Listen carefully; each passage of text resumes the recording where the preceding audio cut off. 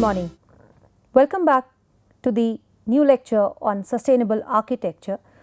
I am Dr. Avlokita Agrawal, Assistant Professor at Department of Architecture and Planning, IIT Roorkee.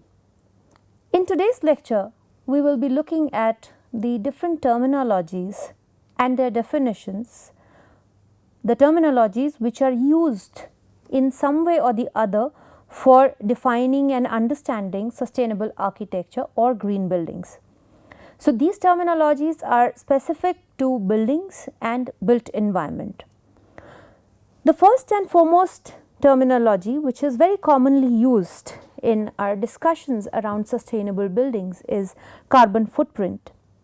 Now, carbon footprint is the total amount of carbon dioxide emissions which have the potential of global warming which is averaged over 100 years. So, what we imply by that is that if there is any process or manufacturing of a product or construction process or any other activity, the total amount of emissions which are taking place during that process will be converted to the equivalent carbon dioxide for their global warming potential. For example, carbon dioxide is taken as a base which has a unit 1 global warming potential averaged over 100 years. However, if we look at methane CH4, it has a GWP potential of 23.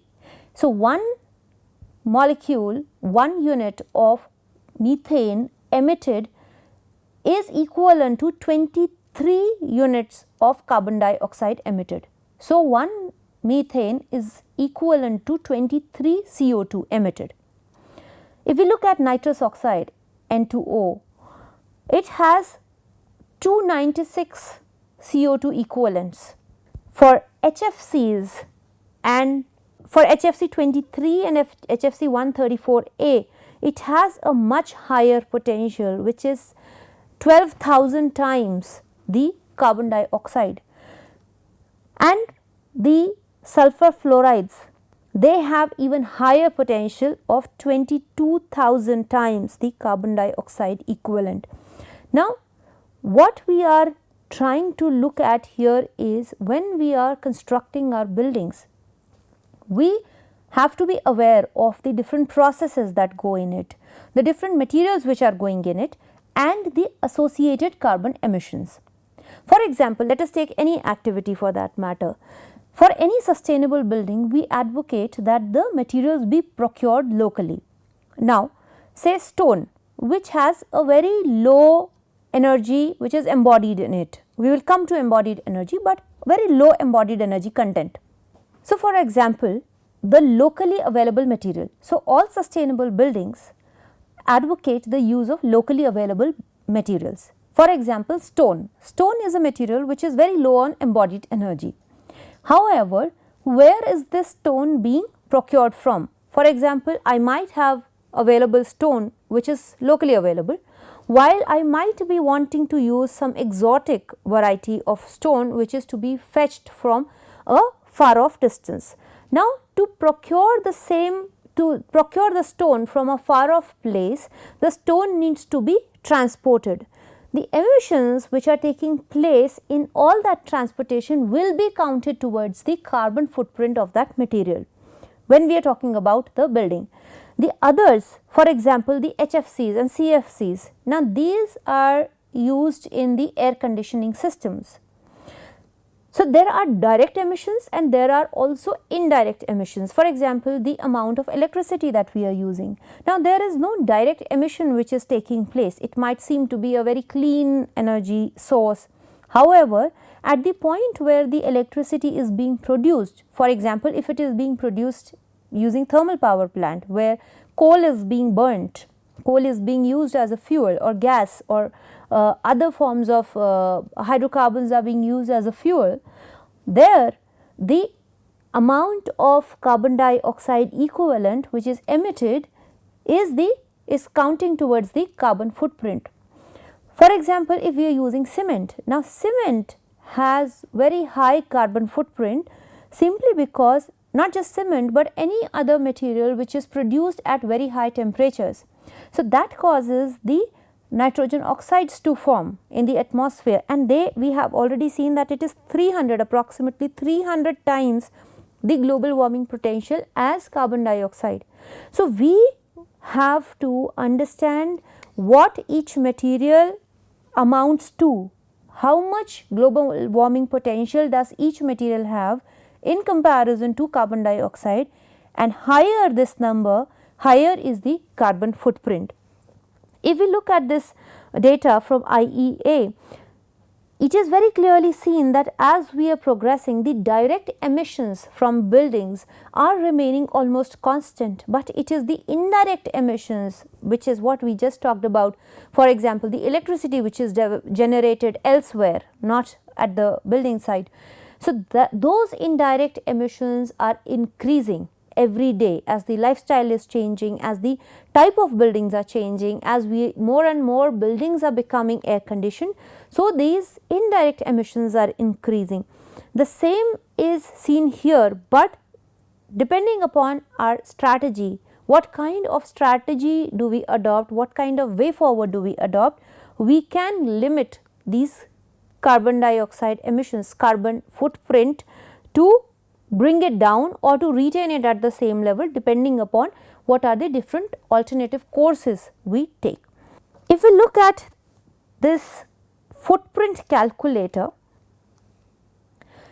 so some very interesting footprint calculators are available online, and we can get to know our own footprint, but this is ecological footprint, this is not carbon footprint, but it takes into account the carbon emissions largely. If you follow this website and you calculate,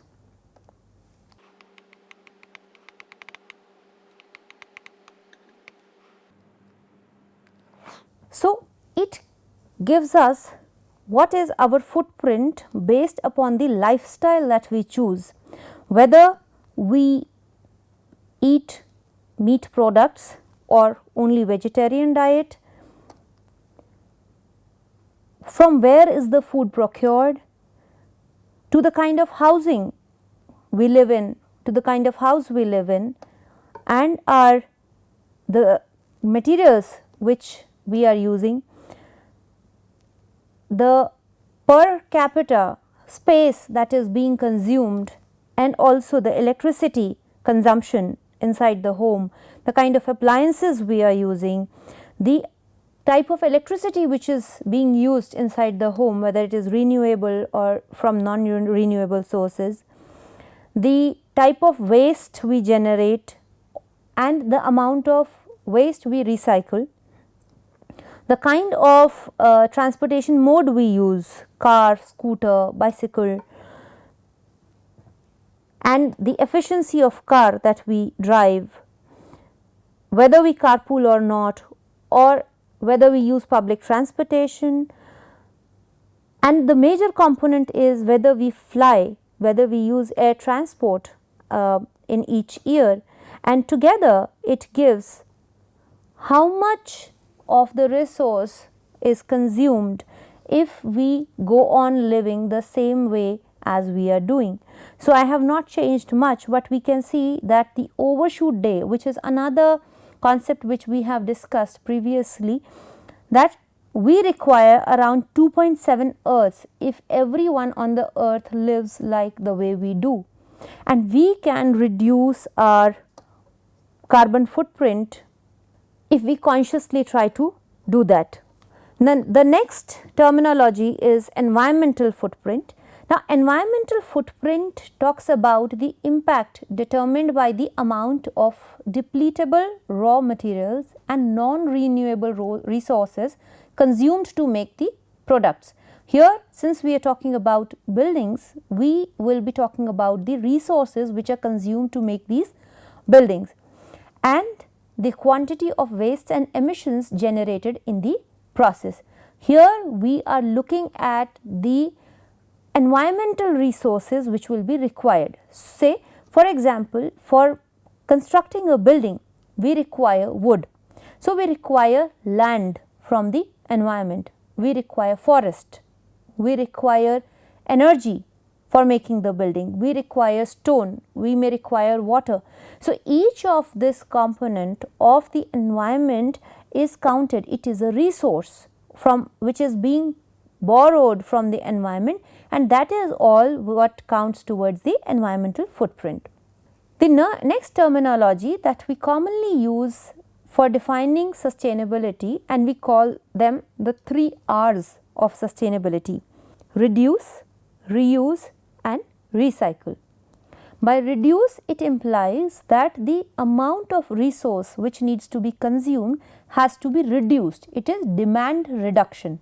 So, the amount of energy that we require for cooling has to be reduced, the amount of water that is going to be consumed has to be reduced, the amount of materials which are going to be used, they have to be reduced. So, the first strategy for achieving sustainability, not just in buildings but in any other domain, is to reduce the resource consumption.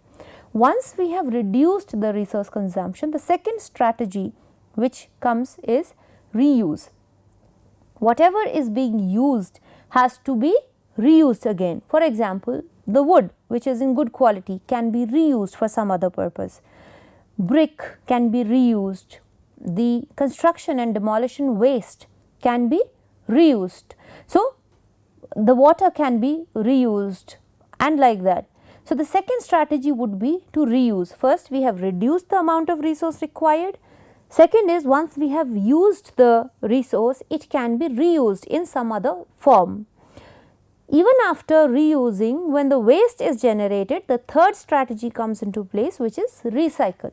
So, the waste out of the first 2 processes is then recycled to transform it into some other usable form, which is the recycling. Another terminology which is also related to these is renewability. Recyclable resources we have seen, but renewable resource. Now, renewable resource is a resource that has the capability to be naturally and organically replaced in a set period of time. For example, using bamboo as a construction material. Now, bamboo as a material, it grows very fast and it is a renewable resource, we can use it. For example, the solar energy, the electricity which is generated using the sun's energy. So, that is a renewable form of energy. It is abundantly and naturally available to us. Electricity which is generated using hydro, the hydropower is a renewable form of energy. So, renewable resources are the ones which are naturally replaced or renewed in a set time period. The recyclable resources, as we have already talked, are the ones where we can transform the product by some process to make it into a reusable product. Another new concept which we have is of the circular economy.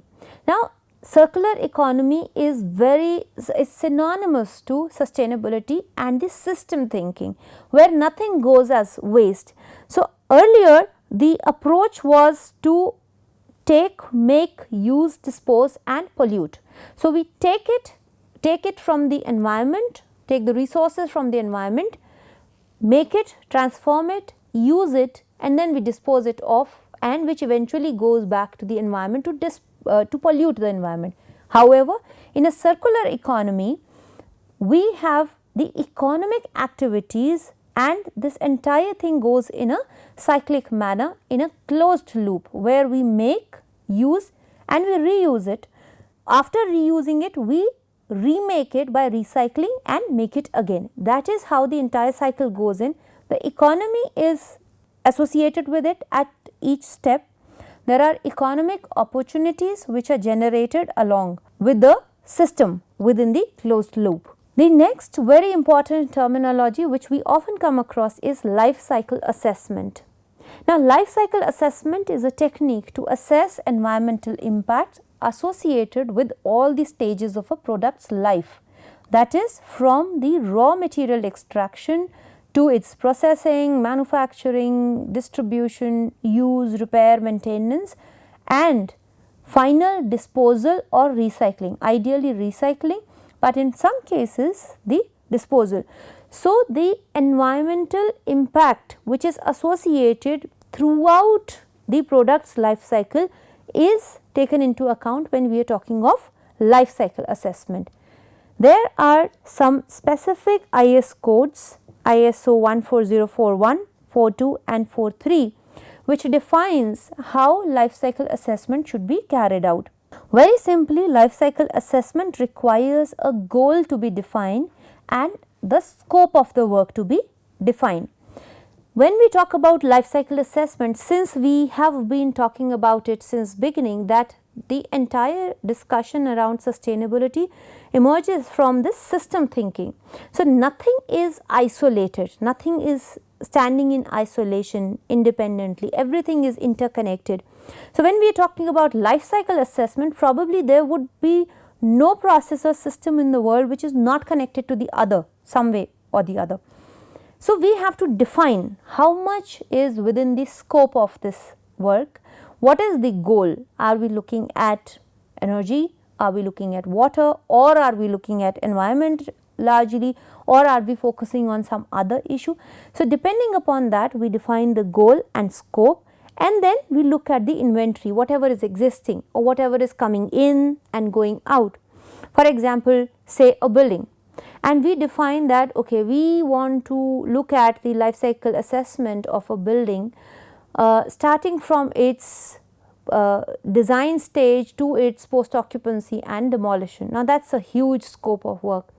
Now, the inventory would be all the raw materials which are coming in, all the operational resources which are coming in, and what is going out as waste, as the impact on the environment. So, all of that will be covered. This is inventory analysis, and then we talk about the impacts. What are the impacts? Environmental, ecological impacts. All of that together is consolidated into one single report and it is reported. This helps in developing the strategy plans and the policies related to improvement in the performance of a product, a process, or any other activity. Associated with life cycle assessment, there are couple of other terminologies which are synonymously used, but they slightly vary. So, one is cradle to grave. Now, cradle to grave implies the raw material resource extraction from the environment, from the nature, that is the cradle, and grave implies to the last stage where we are talking about the disposal, if it is not circular, or the recycling where the current form of the product is ending and it is being recycled into, transformed into some other product. So, that is cradle to grave. Cradle to grave is the most comprehensive assessment techniques, assessment types, where the entire life, all the phases of a product's life are covered. We have others, for example, cradle to gate. Now, in cradle to gate, we are starting from the resource extraction, the raw material resource extraction, but considering it only up to the gate of the factory after the processing and manufacturing is complete, before it is transported to the consumer. So, we are not taking into account how it is being transported, how it is being used, implemented in the building or wherever. So, we are only concerned with the raw material extraction, its manufacturing, processing, and its ready to use kind of form up till factory gate, that is cradle to gate. We also have cradle to cradle, where from cradle to grave one more step is added, where it is circular economy and the loop is closed. So, from one product, the waste of one product, we are sending it to the raw material of the next product, that is cradle to cradle approach. The gate to gate approach will be where the we are not talking about the raw material extraction, we are only looking at the product from one gate to manufacturing and processing of product to another gate, where we are not looking at the complete cradle to gate or cradle to cradle evaluation, we are only looking at the specific parts of the production process. The next one we are looking at is ecologically based LCA. There is a slight difference between the LCA, life cycle assessment, and ecologically based LCA. In life cycle assessment LCA, which we just talked about, we are largely looking at the environmental impacts, but from a defined scope and perspective. While when we are talking about the ecologically based LCA, we are looking at a much broader range of ecological impacts. Possibly all the ecological impacts are considered. Here we are not limiting the ecological impacts to a defined scope, though the scope of the work is defined, but all the ecological impacts which are governed, which are present within the given scope are considered. Another related terminology which is related to life cycle assessment is life cycle energy analysis.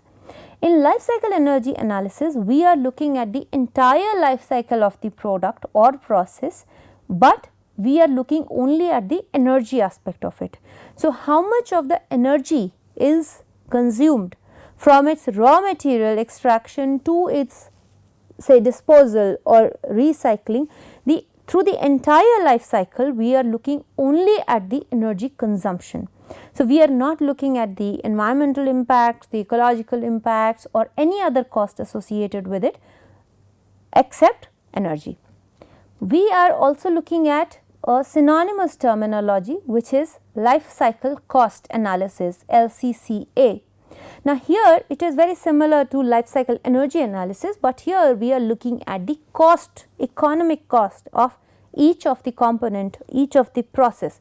So, we are converting all the processes and resources which are being consumed during the life cycle of a product or an activity in terms of its economic value, in terms of its cost, and together that is a very good measure of comparing product to product, and it is a very effective tool. Both life cycle energy analysis and life cycle cost analysis are very effective tool, and especially life cycle cost analysis, because we are converting everything into the cost numbers which is tangible. Also, anything which is resource exhaustive, it might be any resource for that matter, will always have an associated cost. So, cost is a direct measure, and hence this terminology, this particular process, this particular tool is very effective in calculating, in understanding the sustainability. Besides ISO 14041, there is a new code which is in the process of development, which is ISO 15686, which is the standard which is dealing with the service life planning.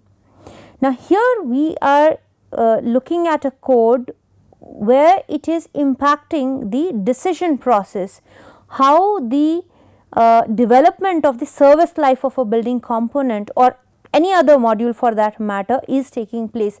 This is still under development, and we are looking at the entire life cycle cost profile, we are looking at the entire life cycle assessment, but we are also looking at the policy and decision side of it, which is slightly ahead of 14041. The next tool is design for the environment. It is a design approach which is to reduce the overall human health and environmental impact of a product. So far in the carbon footprint and through life cycle assessment and analysis approach, we were mainly looking at the environmental impact, ecological impact of the product or process. However, through this approach, we are also looking at the impact on human health and the overall impact on human health and environmental impacts as well throughout the life cycle of the product. The next terminology which we are commonly using is embodied energy. Now, embodied energy is the sum of all the energy required to produce any product or carry out a process.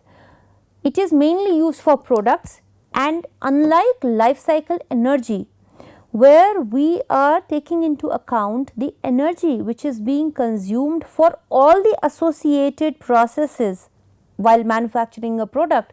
Here we are looking at the energy only for the production of a particular material, a very linear process. So, for example, suppose we are talking about the embodied energy of cement as a material. So, we will be looking at the raw material extraction, the amount of energy which is consumed for the extraction of the raw material, its transportation to the factory, the amount of energy which is required to process this material, and then packing it and making it ready for transporting it to the consumer, and then the consumer uses it. And so, the energy which is going in each of these components is counted, but in embodied energy we are not accounting for any energy which is used to mitigate the environmental impact. However, when we are looking at life cycle energy analysis, life cycle energy approach, we are also looking at the associated environmental impacts from an energy point of view. So, for example, suppose we have a lot of heat being dissipated. So, the amount of energy which is further required to capture it or utilize it is also accounted for in life cycle energy approach, but not in embodied energy approach. The next approach, the next tool is eco design, and it is an approach to design products with special consideration for environmental impacts of the product during its entire life cycle. Now, many of these terminologies that we are talking about, they are synonymous, they are interrelated. It is a new concept, this eco design, and another concept which is quite similar to this and very closely associated is environmental effect analysis. Here we are taking into account the wishes, the requirements of the customers, consumers. We are also talking about the legal and market requirements. So, we are not just looking at environment separately in isolation, but we are looking at the social aspect of it. We are looking at the manufacturing process along with the requirement of the market and the legal requirements as well. Just like we have carbon footprint, we also have a terminology which we call as water footprint. So, for each of the product and process we consume water, and how much is that water footprint is calculated in exactly the same manner as we calculate the carbon footprint or environmental footprint, ecological footprint. So, it can be, water footprint can be calculated by adding up the water volume consumed or polluted per unit of time. So, we are not just looking at the water consumed, but we are also looking at the water which is polluted through the process. This is water footprint. Now, another terminology which is used is carbon offset or carbon sequestration. So, for 1 unit of carbon dioxide equivalent that is reduced or avoided or sequestered, sequestered implies which is captured back to compensate for emissions occurring anywhere elsewhere, is what carbon sequestration or carbon offset is. Now, there are different strategies within the design which help us to offset this carbon emission or sequester the carbon, the best being plantation of trees. So, leaving land for planting trees or greenery is a very strong robust method of carbon offsetting or carbon sequestration. All of you must have heard about the concept of ozone depletion. Now, this is destruction of the Earth's ozone layer by the photolytic breakdown of chlorine or bromine containing compounds which catalytically decompose ozone molecules. So, there was a lot of discussion in the previous lectures. We have looked at how ozone depletion led to the successful signing of Montreal Protocol and how it led to banning of CFC compounds, which is for ozone, for reducing the ozone depletion. Now, when we are talking about all these terminologies, we have to directly look at what is the implication, what is the, how do we understand each of this terminology in the building context. So, when we are looking at say carbon footprint or ozone depletion or carbon sequestration, we have to look for strategies which can be employed in buildings which one say do not deplete ozone, or which have lesser global warming potential, or which have lesser carbon footprint. So, we have to know about each of these materials, we have to understand them and then make an informed choice, informed decision. Another very important terminology that we often use is of sick building syndrome. Many of you might have heard about this sick building syndrome, which is very commonly discussed in public, in media. These are buildings where the occupants they experience acute health or comfort effects, and they are not associated with any specific illness or cause. It cannot be identified. Yet people, when they spend long hours or substantial duration inside some buildings, such buildings, this is called as sick building syndrome. Now, this may be because of a lot of various reasons, but primarily all of that can be summed up where the indoor environment quality is not good. Now, indoor environment quality may seem a very tangible term, where we may be monitoring what is the carbon dioxide level, we may be monitoring what is the temperature, what is the air movement, how much is the fresh air coming in and all that. But besides that, there are a lot of psychological reasons as well, where people are all the time enclosed within the buildings. They do not have visual connect with the nature outside, the greenery outside. So, they emotionally, psychologically they become sick. So, that is also another type of sickness. So, all this is clubbed within the sick building syndrome, and people do not feel comfortable or healthy staying in these buildings. We have already talked about these chlorofluorocarbons. These are the chemical compounds which are responsible for depleting the ozone layer. So, as architects and as responsible architects who are aiming to create sustainable buildings, we have to know what are the compounds which can be classified as CFCs, what is their ODP, ozone depleting potential, and what is their GWP, and use the products which have less of such CFCs or which have less of GWP and ODP. A lot of research is being carried out across the world to look for new materials, new compounds which can be used as refrigerants and which have both low GWP and low ODP. Often so far it has been found that compounds which have high ODP have low GWP, and which have high GWP they have low ODP. So, the research is on for finding out new substitutes, new compounds which have both low ODP and low GWP. Now, CFCs are largely used in refrigerants, as refrigerants. The next terminology which is related to sustainable buildings is greenfield and brownfield.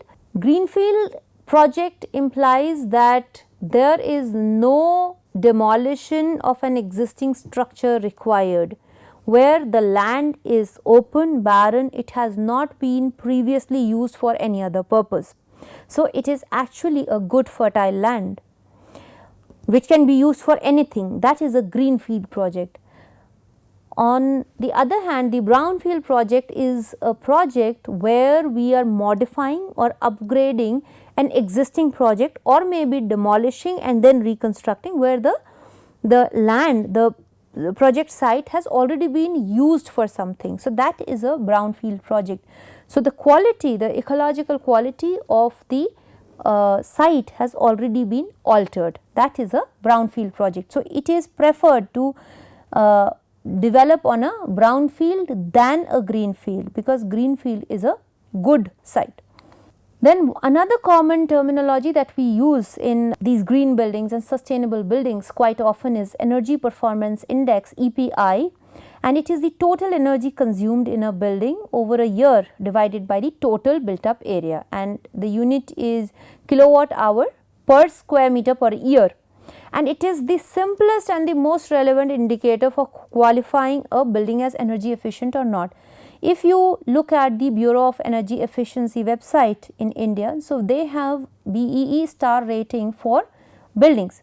Now that is actually the numbers which are given are actually EPI numbers, Energy Performance Index numbers, and that talks about how much energy in kilowatt hours per square meter per year is consumed by a building, and that is a very good measure. Now this is the last terminology that I will discuss in this lecture, and it is beyond buildings, it is at the level of city, but I think it is relevant here because and this terminology is called circles of sustainability. It is a very comprehensive method for understanding and assessing sustainability and all the aspects of sustainability. So not just environment. So when we were talking about all these terminologies which are related to buildings, we see that we are largely focusing on environment because that is more tangible and easily quantifiable. However, when we are looking at these circles of sustainability and talking about the cities at large, we are looking at culture, politics and economics along with the ecology. So, all the different concepts which can be clubbed, understood within these domains of economics, politics, culture and ecology, they will be understood, they will be ranked, rated, measured and put on in one graph which is understood as circles of sustainability. And it is intended to handle the seemingly intractable problems. For example, say engagement and identity within a quantifiable manner through this approach which is called circles of sustainability. I will close my lecture today and we will meet up for the next lecture for this ongoing online course on sustainable architecture. Thank you.